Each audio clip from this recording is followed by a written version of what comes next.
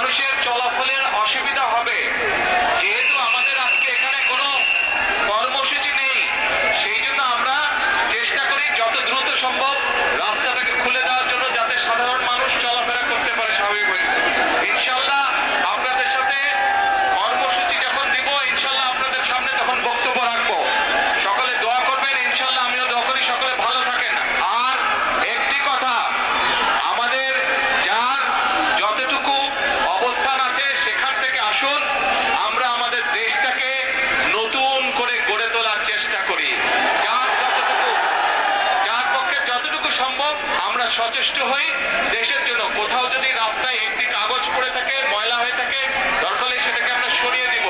এইভাবে ছোট ছোট করে কাজ করার মাধ্যমে আমরা দেশটাকে গড়ে তুলে আসুন। আর এখন আমি সকলকে অনুরোধ করব, দ্রুত আমরা রাস্তাটাকে খালি করে দেই যাতে সাধারণ মানুষ চলাফেরা করতে পারে। সকলে ভালো থাকবেন ইনশাল্লাহ। আমার জন্য দোয়া করবেন, দেশনেত্রী খালেদা জিয়ার সুস্থতার জন্য দোয়া করবেন। আল্লাহ হাফেজ। বাংলাদেশ জিন্দাবাদ।